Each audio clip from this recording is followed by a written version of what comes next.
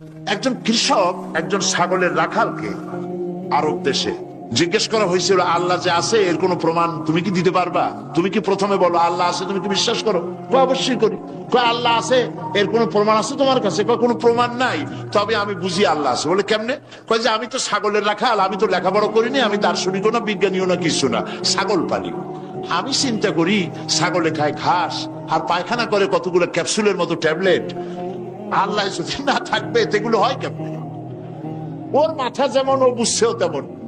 কথা বুঝতে পেরেছেন? ছাগলের রাখাল ছাগলের পায়খানা দেখা ওর মনেও চিন্তা আসে, নিশ্চয়ই কেউ পরিকল্পনা করে এরকম করে। কিন্তু ইউনিভার্সিটিতে কিছু সংখ্যক শিক্ষক আছেন জনগণের 12 কোটি মুসলমানের পয়সা দিয়া বেতন খায় আর বলে আল্লাহ নাই। একজন তো এই কথা কয়ে মরিয়ে গেছে। মরার সময় বেচারা বুঝতে পারছে যে কবরে গেলে দশাটা কি হবে, সেই জন্য কবরে যাব না। বলে দিল আমার দাফন করবে না, কাফন দিবা না, জানাজা দিবা না, এমনি নিয়া ফেলাইতো। তারপরে কি বলে মেডিকেল কলেজে দিয়ে দিও, ছেলেরা আমাকে অপারেশন করিয়া কাটাছেড়া করিয়া অপারেশন শিখবে। তার ওসিয়ত অনুযায়ী কাজ হয়েছে। এত বড় বুদ্ধিজীবী, তো তার ওসিয়ত তো শোনাই লাগে। ওর কাফনও হয় নাই, দাফনও হয় নাই, গোসলও হয় নাই, কপালে নাই, কি হবে? তারপরে থুইছে বার্ডেমের মধ্যে। কিছুদিন পর তাকে পাঠানো হয়েছে মেডিকেল কলেজে। মেডিকেল কলেজের ছাত্ররা যখন শুনলো যে ওই লোকটার লাশ আসতেছে, ওরা দাঁড়ায় বলছে আল্লাহর রাস্তে মাপ চাই, এই হুজুর এখানে হাঁটবেন না। উনি বেঁচে থাকতে আল্লাহর অস্বীকার করছে, এখন ওনারে কাইটা যদি আমরা অপারেশন শিখি তাহলে যে রুগীরে ধরবো যাও বাঁচবে ওইটা মরবে, কাজী এদারে ফিরাও। এরপরে নিয়া কোনো জায়গায় নিল না, আবার নিয়া বার্ডেমের ডিপ ফ্রিজের মধ্যে রেখে দিছে। আমার এখন চিন্তা হয়েছে যে এই লাশটারে যদি এখন রাস্তায় ফেলায় দেয় কুত্তাও খাবে না। কারণ আমার দেশের কুত্তা, আমার দেশের কুকুরেরা এতটা অভদ্র না যে কুকুরে এত পুরানা বাসি লাশ খাওয়ার মতো আমাদের কুকুর এত বেয়াদব হয় নাই, এতটা অসভ্য হয়ে পারে না।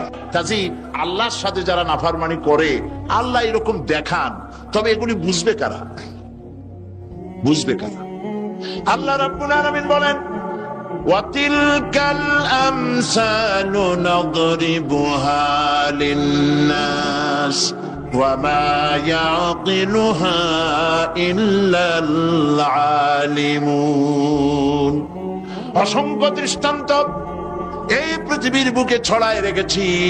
এসব দৃষ্টান্ত থেকে উপদেশ গ্রহণ করতে পারবে তারা যাদেরকে আমি রব্বুল আলামিন জ্ঞান দান করেছি, যাদের জ্ঞান দিয়েছি। ওরা তো জ্ঞান পায় নাই, ওরা পাইছে বুদ্ধি। ওরা কি পেয়েছে? বুদ্ধি। আল্লাহ কোরআন শরীফে কোথাও বলেন নাই যে তোমরা আমার কাছে দোয়া করো আল্লাহ আমার বুদ্ধি বাড়ায় দাও। আছে না এরকমের কথা? আল্লাহ কি বাড়াইতে বলছেন? আল্লাহ রাব্বুল আলামিন বান্দাদেরকে শিখায়েছেন, বান্দার আমার কাছে দোয়া কর, রব্বি জিদনি ইলমা। পড়েন সবাই, রব্বি জিদনি ইলমা। আয় আমার রব, আয় আমার স্রষ্টা, তুমি আমার ইলমকে, আমার জ্ঞানকে বৃদ্ধি করে দাও। বলেন সুবহানাল্লাহ। সুতরাং আল্লাহ রাব্বুল আলামিন সম্পর্কে সামান্য লেখাপড়া যারা করে ওরা আল্লাহরে বুঝবে কি করে? তবে আল্লাহ কোনো অ্যাকশন নেন না। পিঁপড়া সে যদি হাতিরে দেখে একটা ঠ্যাং উঁচু করে বলে এই হাতি কত বড় একটা দেহ, এরকম যদি একটা বেসকি দেয়, তাহলে হাতি কি পিঁপড়ারে তাড়িয়ে আসে নাকি? আরে তোমার মতো ছাগল পাগল কইলো যে আল্লাহ নাই, তাতে আল্লাহ কিছু আসে যায়? ছাগল পাগল কুকুর ভেড়া এগুলোর কোনো দাম নাই আল্লাহর কাছে, এগুলোর কোনো মূল্য নাই। আল্লাহ পাক বলেছেন যারা আল্লাহরে অস্বীকার করে, যারা কাফের, তারা জানোয়ারের চাইতে নিকৃষ্ট। তারা হচ্ছে পৃথিবীর সমস্ত সৃষ্টি জগতের মধ্যে নিকৃষ্ট হচ্ছে তারা, যারা কাফের, যারা আল্লাহকে অস্বীকার করেছে। দেখুন কোরআন শরীফে আল্লাহ পাক এক জায়গায় বলেছেন, আমি মানুষ এবং জিনেদের মধ্যে এক শ্রেণীর মানুষ আর জিনকে তৈরি করেছি জাহান্নামের জন্য। জাহান্নামের জন্য তারা তৈরি হয়েছে। কারা? লাহুম কুলুবুন লা ইয়াফকাহুনা বিহা, যাদেরকে অন্তঃকরণ দিয়েছি, এই অন্তঃকরণ দিয়ে সব বুঝলো, এই বিবেক দিয়ে সব বুঝলো, কিন্তু আমারে বুঝলো না, আমার সৃষ্টি বুঝলো না। ওয়ালাহুম আয়ুনুন লা ইউবসিরুনা বিহা, তাদের চোখ দিছি কিন্তু চোখ দিয়ে সব দেখলো, আমার সৃষ্টি দেখে আমাকে চিনলো না। তাদের কান দিলাম এ কান দিয়া সব শুনলো, কিন্তু মজলুম দুর্বলের ফরিয়াদ তাদের কানের মধ্যে ঢুকলো না। উলাইকা কাল আনআম, আল্লাহ পাক বলেন এগুলি হলো চতুষ্পদ। কি কোন আপনারা বলেন কি? জানোয়ার। কে বলতেছেন? আপনারা কি রাগ করতেছেন নাকি? আর রাগ করলে হবেটা কি? সৃষ্টি যিনি করেছেন, এই পদবাচ্যে বিশেষিত বিবেচিত করেছেন সেই আল্লাহ। আল্লাহ পাকই বলছেন বিবেক দিলাম, আমাকে চিনলে না, চোখ দিলাম, আমার সৃষ্টি দেখে আমাকে উপলব্ধি করলে না, হেদায়েত পেলে না, কান দিলাম, হক শুনলে না, উলাইকা কাল আনআম, মালিক চেনো নাই, কাজী তুমি হচ্ছ চতুষ্পদ জানোয়ারের মতো। এ পর্যন্ত বললে না হয় হতো, কিন্তু আল্লাহ আর একটু আগায় গেলেন। আল্লাহ পাক সামনে গিয়ে বললেন বাল হোক আদাল, জানোয়ারের চাইতে নিকৃষ্ট। কোরআন, কোরআন হচ্ছে বিশ্ববাসীর জন্য আল্লাহ পাকের পক্ষ থেকে সর্বশেষ হেদায়েতের কিতাব।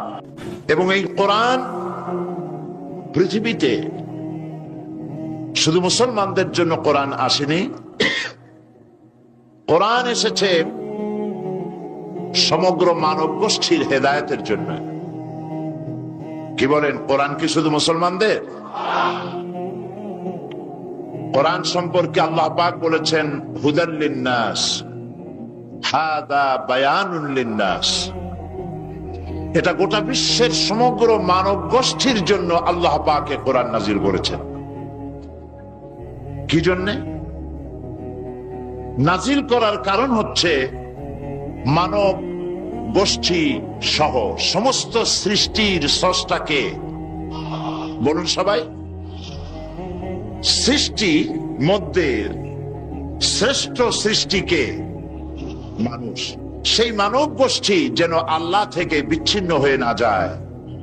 তারা কিভাবে পথ চলবে, কেমনে তারা এই দুনিয়ায় চলবে, কিভাবে আল্লাহকে পাবে, সেই জন্য আল্লাহ পাক যুগে যুগে পেগম্বর পাঠিয়েছেন, অসংখ্য নবীদেরকে পাঠিয়েছেন, এবং তাদের মাধ্যমে জাতিকে, বিশ্ববাসীকে আল্লাহর দিকে আকৃষ্ট করার জন্য আল্লাহ পাক কিতাব নাজিল করেছেন। রাসূলের কাছে এই কিতাব নাজিল করে আল্লাহ পাক বলেছেন আলিফ লাম রা কিতাবুন আনজালনাহু ইলাইকা, হে নবী আমি আপনার প্রতি একখানা কিতাব অবতীর্ণ করেছি এই জন্য, লিতুখরিজান নাসা, যাতে করে আপনি মানব মণ্ডলীকে বের করে আনতে পারেন, মিনাজ জুলুমাতি ইলান নূর, আপনি যাতে করে মানব গোষ্ঠীকে অন্ধকার থেকে আলোর দিকে নিয়ে আসতে পারেন, সেই জন্য আমি এ কিতাবকে অবতীর্ণ করেছি। গোটা বিশ্ববাসী ছিল অন্ধকারের মধ্যে, আর আল্লাহ ইসলাম দিলেন, ইসলামের নাম, ইসলাম হচ্ছে আলো, আর একখানা কিতাব দিলেন, সেই কিতাবের নাম হচ্ছে কোরআন শরীফ। কিতাবখানার নাম কি? কোরআন শরীফ। আপনারা লক্ষ্য করুন, রাসূল করিম সাল্লাল্লাহু আলাইহি সাল্লাম যখন পৃথিবীতে এসেছিলেন তখন সমাজের অবস্থা কেমন ছিল? খারাপ ছিল না ভালো ছিল? ভালো ছিল না খারাপ ছিল? অত্যন্ত খারাপ ছিল। এই খারাপ জাতিকে, এই ধ্বংস প্রায় জাতিকে রাসূল করিম সাল্লাল্লাহু আলাইহি সাল্লাম ভালো করতে পেরেছিলেন নাকি পারেন নাই? একটি কথা আপনারা মনে রাখুন, মানুষের জীবনে মায়ের পেট থেকে যখন পৃথিবীতে আসে তখন তার শৈশব কাল, তার থেকে আসে কৈশোর, কৈশোর থেকে এসে তারুণ্য, এরপরে আসে যৌবন, তারপরে আসে বার্ধক্য। একবার বার্ধক্য এসে গেলে আর কখনো যৌবনে ফিরে যাওয়া, আর যৌবন কালে এসে গেলে আর কখনো তারুণ্যে অথবা কৈশোরে ফিরে যাওয়া, কৈশোরে এলে পরে শৈশবে আর ফিরে যাওয়া, এটা শুধু মানুষের ব্যাপারে প্রযোজ্য। খুব লক্ষ্য করুন, এটা শুধুমাত্র মানুষের জন্য প্রযোজ্য, সৃষ্টির প্রাণী জগতের জন্য এটা প্রযোজ্য যে যৌবন থেকে বার্ধক্যে গেলে আর যৌবনে ফিরে যাওয়া যায় না। কিন্তু এই কথা একটা জাতির ব্যাপারে প্রযোজ্য নয়। একটা জাতি যখন অনৈতিকতা, চরিত্রহীনতা, ধ্বংসের প্রান্ত সীমায় এসে দাঁড়ায়, তখন ওই মরণ উন্মুখ, বিস্ফোরণ উন্মুখ মরে যাওয়া জাতিকে আবার তার যৌবনে ফিরিয়ে দেওয়া যায়। তার প্রমাণ রাসূল করিম সাল্লাল্লাহু আলাইহি ওয়াসাল্লাম মরা জাতিকে জিন্দা করে দিয়েছিলেন। সেই আরবের মরা জাতি জেনা, ব্যভিচার, হত্যা, ধর্ষণ, মিথ্যা ইত্যাদিতে ভরপুর ছিল যে সমাজ, এই সমাজটাকে রাসূল করিম সাল্লাল্লাহু আলাইহি ওয়াসাল্লাম অনৈতিকতার, চরিত্রহীনতায় ধ্বংসপ্রাপ্ত জাতিকে রাসূল করিম সাল্লাল্লাহু আলাইহি ওয়াসাল্লাম বিশ্বের শ্রেষ্ঠ জাতিতে পরিণত করতে পেরেছিলেন নাকি পারেন নাই? কি দিয়ে পেরেছিলেন বলুন তো এবার? এই কোরআন দিয়েই একটি জাতির বিরাট পরিবর্তন আনয়ন করেছিলেন মুহাম্মদ রাসূলুল্লাহ সাল্লাল্লাহু আলাইহি ওয়াসাল্লাম। দেখুন, স্কুল, কলেজ, ইউনিভার্সিটি, মাদ্রাসাগুলিতে পরীক্ষা হয়, লেখাপড়া হয় এবং প্রত্যেকটি ক্লাসে অনেকগুলি সাবজেক্ট থাকে, সিলেবাসের অনেক বই থাকে। এই অনেকগুলি বই, সাবজেক্ট ইত্যাদির উপরে পরীক্ষা দিয়ে আমরা কি পাই? প্রোডাকশন কি হয়? চরিত্রহীন, দুশ্চরিত্র, বেনামাজি, হত্যা, ধর্ষণ, চুরি, ডাকাতি ইত্যাদি বৃদ্ধিপ্রাপ্ত হচ্ছে সারা বিশ্বব্যাপী, ঠিক কিনা? এবার দৃশ্যের অপর পৃষ্ঠ দেখুন, রাসূল করিম সাল্লাল্লাহু আলাইহি ওয়াসাল্লামের কাছে একটা বিশ্ববিদ্যালয় ছিল। আজকে যেমন পৃথিবীতে অনেক বিশ্ববিদ্যালয় আছে, রাসূলের কাছেও একটা ইউনিভার্সিটি ছিল। সেই ইউনিভার্সিটির নাম হলো আল হেরা ইউনিভার্সিটি। এই আল হেরা ইউনিভার্সিটির চ্যান্সেলর ছিলেন আল্লাহ রাব্বুল আলামিন, আর এর ভাইস চ্যান্সেলর হলেন মুহাম্মদুর রাসূলুল্লাহ সাল্লাল্লাহু আলাইহি ওয়াসাল্লাম। এই বিশ্ববিদ্যালয়ে যে সব ছাত্ররা তৈরি হয়েছিলেন, সেই সব ছাত্রদেরকে আপনারা কি চেনেন? সেসব ছাত্রদের নাম শুনুন। এই বিশ্ববিদ্যালয় থেকে যে সব ছাত্ররা বেরোলেন, তারা হলেন আবু বকর, ওমর, ওসমান, আলী, আমর ইবনুল আস, আব্দুর রহমান বিন আউফ, আবু উবাইদা ইবনুল জাররাহ, জুবাইর ইবনুল আওয়াম, জারির ইবনে বাজালি, আবু মুসা আশআরী, আবু হুরায়রা, আবু জাফর গিফারি, আবু যার গিফারি রিদওয়ানুল্লাহ তাআলা আলাইহিম আজমাইন। এই সব ছাত্র ওই বিশ্ববিদ্যালয় থেকে তৈরি হয়েছিল। আজ যদি পৃথিবীর সমস্ত বিশ্ববিদ্যালয় একত্রিত হয়ে প্রচেষ্টা চালায়, হযরত ওমরের মতো একজন মানুষ বানাতে পারবে কি? তাহলে রাসূল করিম সাল্লাল্লাহু আলাইহি ওয়াসাল্লাম তার ওই বিশ্ববিদ্যালয়ের সিলেবাসে বই ছিল মাত্র 2খানা। রাসূলের বিশ্ববিদ্যালয় সিলেবাসের কিতাব ছিল কয়খান? একখানা হলো কোরআন শরীফ, আর একখানার নাম আপনারা বলুন। মাশাআল্লাহ, একখানা হলো কোরআন, আর একখানার নাম হাদিস। কোরআন আর হাদিস দিয়ে রাসূল করিম সাল্লাল্লাহু আলাইহি ওয়াসাল্লাম সিলেবাসের মাত্র 2খানা বই দিয়ে গোটা বিশ্বের মানব মণ্ডলীর বিরাট তাদের মস্তিষ্ক এবং চিন্তার জগতে আলোড়ন সৃষ্টি করেছিলেন। রাসূল যে সমাজ তৈরি করেছিলেন, ওই সমাজ পৃথিবীর মানুষের কাছে আর ফিরে আসে নাই। তবে হ্যাঁ, আসতে পারে, যেহেতু সিলেবাসের সে 2খানা কিতাব আজও আছে। না নাই? রাসূলুল্লাহ বলেছেন, খায়রুল কুরুনে কারনি, সর্বশ্রেষ্ঠ যুগ হচ্ছে আমার যুগ। সর্বশ্রেষ্ঠ যুগ কার? রাসূলের যুগ। কেউ যদি প্রশ্ন করে যে কোরআনের মূল টার্গেট কি, কি জিনিসের দাওয়াত মানুষের সামনে কোরআন পেশ করেছে, তাহলে বলতে হয় যে দাওয়াতটা দিয়েছে সর্বপ্রথম, সে দাওয়াতের নাম হচ্ছে ঈমান। তো আমি এখন যে জিস্ট সাংবাদিক ভাইদের জন্য বলতে চাই, সেটা হলো এই যে মুমিন ব্যক্তির নিকট ইসলামের সর্বপ্রথম দাবি হচ্ছে ঈমান।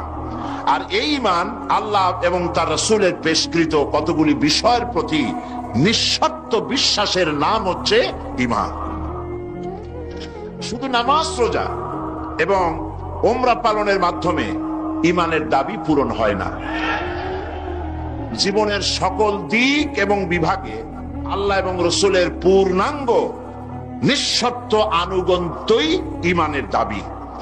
এর বিপরীত আচরণের নাম মুনাফিকি বা কুফরি। আমাদের দেশে দুর্ভাগ্যজনকভাবে, অত্যন্ত দুর্ভাগ্যজনকভাবে রাষ্ট্রীয় পৃষ্ঠপোষকতায় ঈমানের বিপরীত কার্যক্রম শুরু হয়েছে।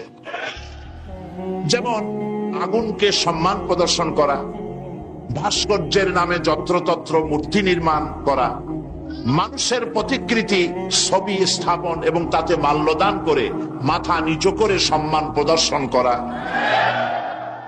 কপালে তিলক পরা, হিন্দুয়ানি কায়দায় বর্ষবরণ করা, বসন্ত মেলা, পৌষ মেলা, ভালোবাসা দিবসের নামে বেহায়াপনা, মঙ্গল প্রদীপ জ্বালানো ইত্যাদি বাঙালি সংস্কৃতির নামে যা কিছুই করা হচ্ছে তার অধিকাংশই দ্বীন এবং ঈমানের সাথে আদৌ সঙ্গতিপূর্ণ নয়। আমরা লক্ষ্য করেছি দেশে যেটা হচ্ছে সেটা হচ্ছে হজ এবং উমরার নামে আমাদের নেতৃবৃন্দ এবং সরকারের উচ্চ পর্যায়ের ব্যক্তিবর্গ হজ এবং উমরার নামে মক্কা মদিনা গমন করেন, কিন্তু দাদা বাবুদেরকে খুশি করার জন্য গয়া, কাশী বা শান্তিনিকেতন থেকে সংস্কৃতি আমদানি করেন। এটা আর যাই হোক, এর নাম মুসলমানি নয়, এর নাম হচ্ছে সুস্পষ্ট মুনাফিকি। এখন অবস্থা দৃষ্টে যা আমরা দেখতে পাচ্ছি তা হলো এই, ধর্মনিরপেক্ষতার নামে ইসলামের ইতিহাস, ঐতিহ্য, সংস্কৃতি চিরতরে মুছে ফেলার জন্য মারাত্মক ষড়যন্ত্র চলছে। আরেকটি বিষয় হলো দেশে জনগণের নিকট তাওহীদের ধারণা স্পষ্ট না থাকার কারণে শিরক আর বেদাত মারাত্মক আকার ধারণ করেছে। সওয়াবের নিয়তেই লোকেরা অজ্ঞতাবশত শিরক করছে, পীর পূজা, মাজার পূজা, আস্তানা পূজা করে মানুষ তাদের ঈমান নষ্ট করছে। অন্যদিকে সাধারণ মানুষের অজ্ঞতার সুযোগ নিয়ে স্বার্থান্বেষী মতলববাজ কিছু লোক নিজেদেরকে অলি সম্রাট, সুফি সম্রাট, হুসনাক সম্রাট ইত্যাদি দাবি করে ইসলামের বিকৃত ব্যাখ্যা দিয়ে জনগণকে বিভ্রান্ত করছে। তাসাউফের মতো মহান এবং পবিত্র বিষয়টিকে ব্যবসার হাতিয়ার বানিয়ে ওরস শরীফ, গোসল শরীফ, নরস শরীফ, খসরস শরীফ এর নামে কুল্লু শরীফ করে মুসলমানদেরকে বিভ্রান্ত করছে। এমত অবস্থায় প্রত্যেক মুসলমান নরনারীকে ইসলামের সর্বপ্রধান এবং সর্বপ্রথম দাবি ঈমানকে কোরআন এবং হাদিসের আলোকে বুঝে নিতে হবে এবং এর দাবি পঙ্খু রূপে মুসলমানদের মেনে চলতে হবে। এই হলো আজকের বক্তৃতার সারাংশ আমি সাংবাদিক ভাইদের জন্য তুলে ধরলাম। কোরআনে কারীমের মূল দাওয়াত হচ্ছে ঈমান। সেই কথাটি কোরআনে কারীম থেকে আল্লাহ পাক বলছেন। আমরা চাই পৃথিবীতে শান্তি চাই আর আখিরাতে মুক্তি চাই। কয়টা জিনিস চাই আমরা? দুটি জিনিস। একটা চাই পৃথিবীতে শান্তি আর আখিরাতে মুক্তি। এই তিনটি জিনিস আমরা দাবি করি বা চাই। এখন এই শান্তি, দুনিয়ার শান্তি এবং আখিরাতের মুক্তি কিভাবে হবে সেজন্য আল্লাহ পাক বলছেন, ইয়া আইয়ুহাল্লাযীনা আমানু হাল আদুল্লুকুম আলা তিজারাতিন তুনজিকুম মিন আযাবিন আলীম تؤمنون بالله ورسوله وتجاهدون في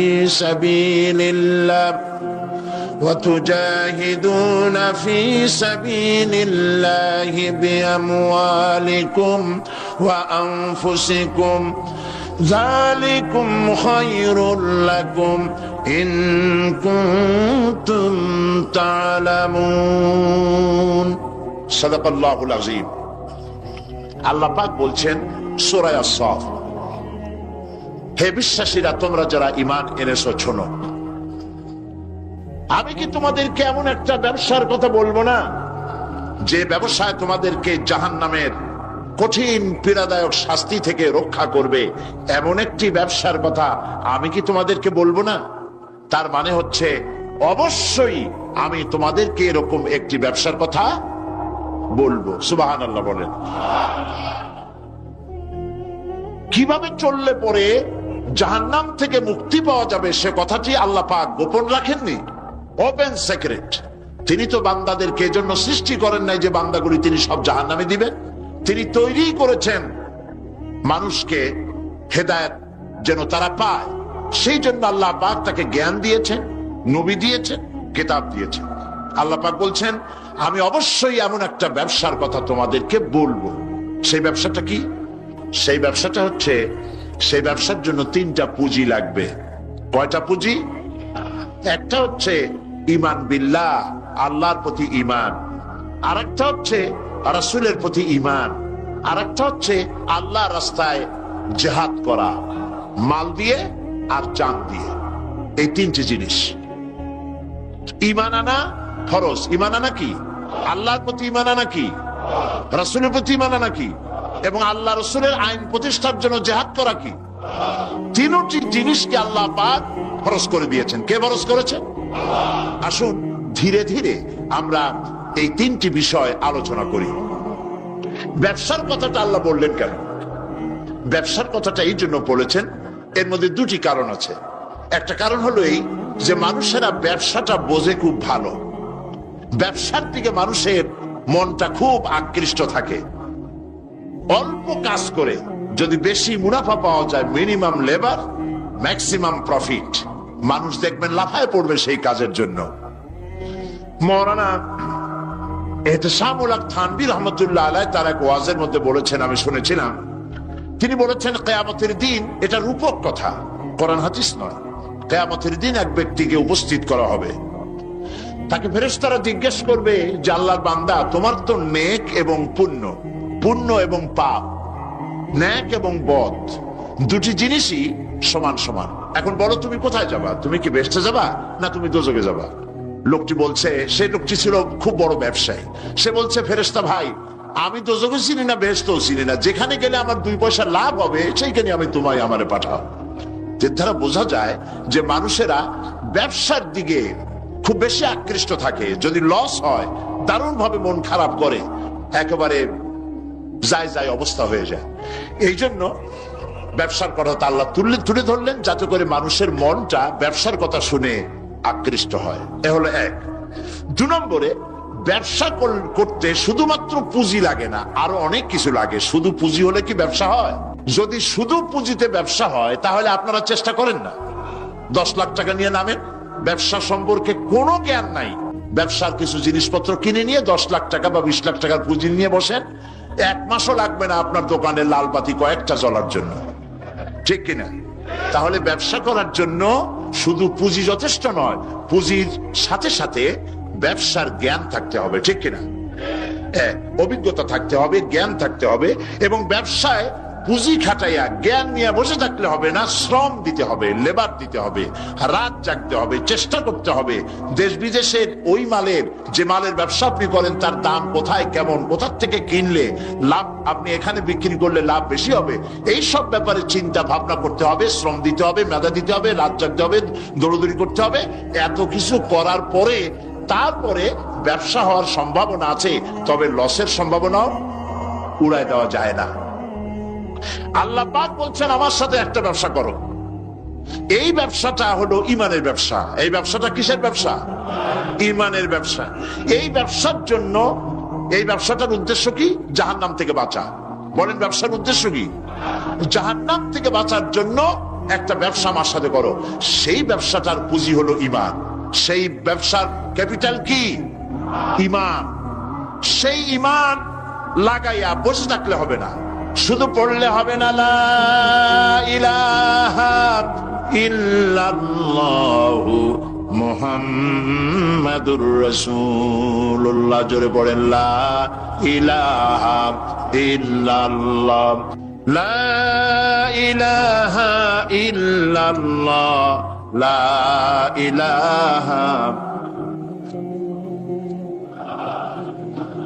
অল্প দিবা, লা ইলাহা ইল্লাল্লাহু মুহাম্মাদুর রাসূলুল্লাহ। এই কলেমার পুঁজি খাটাইয়া বসে থাকলে হবে না, ঈমানের জন্য পুঁজি খাটাতে হবে। পুঁজি হলো জাহান্নাম থেকে বাঁচার জন্য, পুঁজি হলো ঈমান।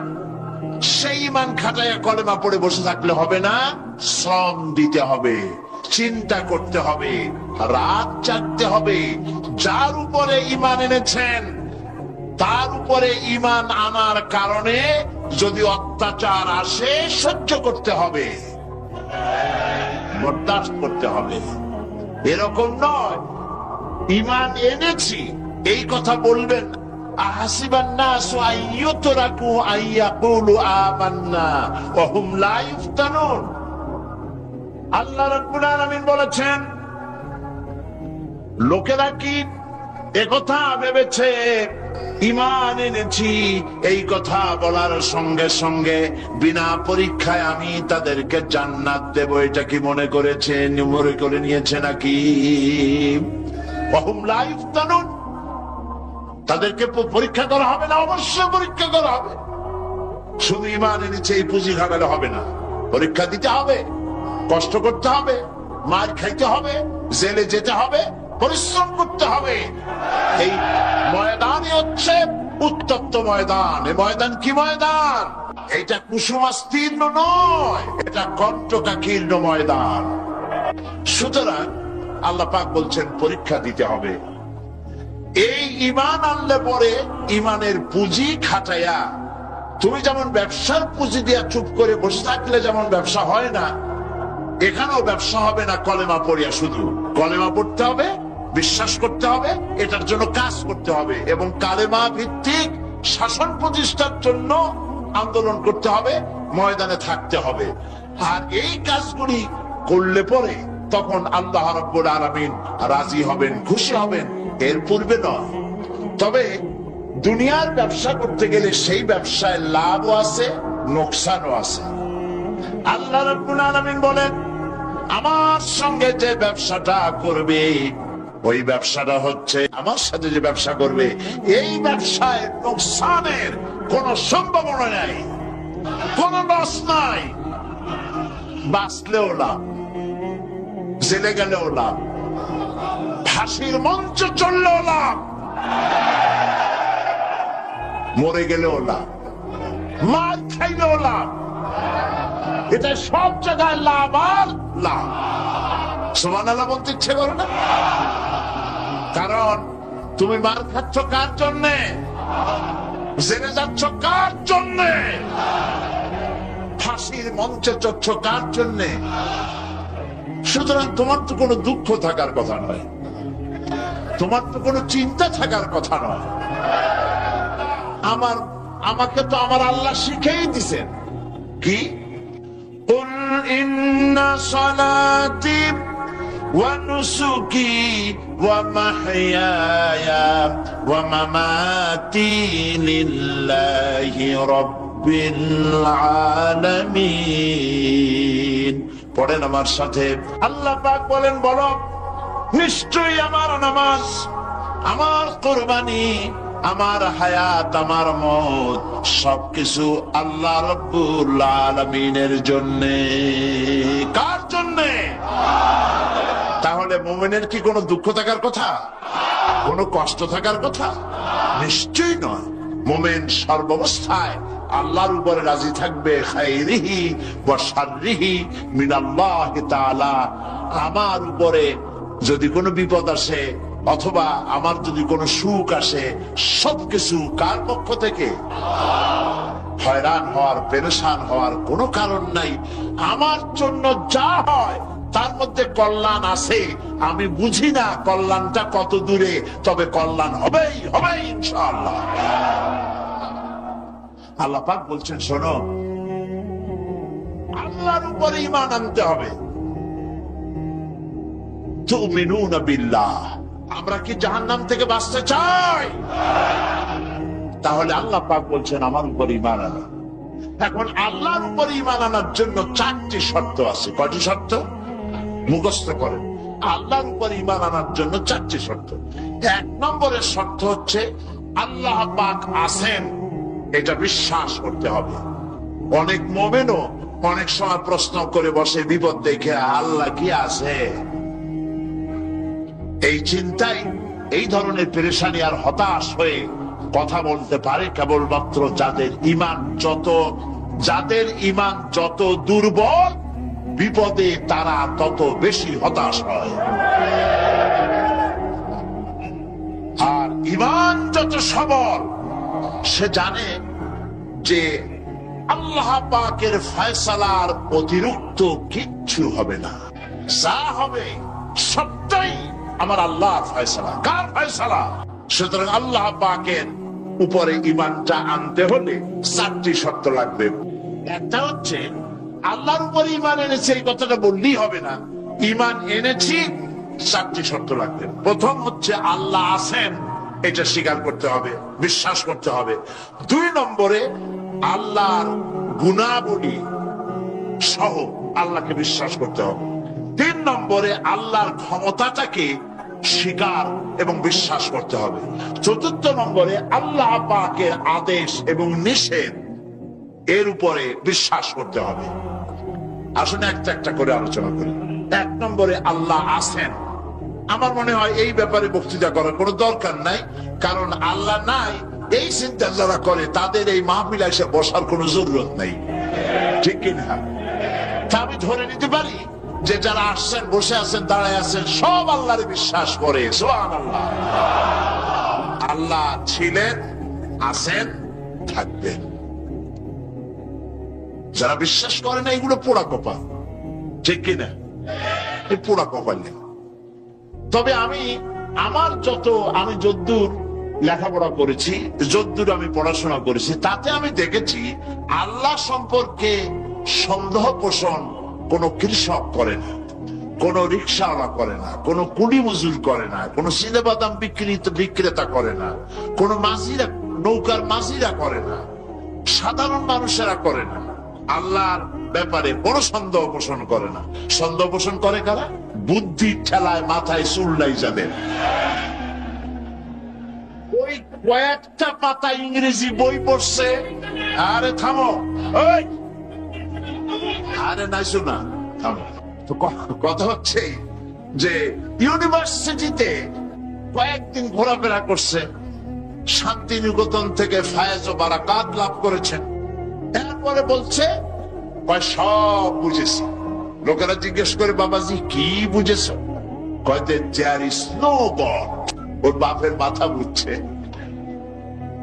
আল্লাহ বলতে কেউ নাই, লেখাপড়া করে এইটা বুঝছে। হায় রে কপাল পোড়া।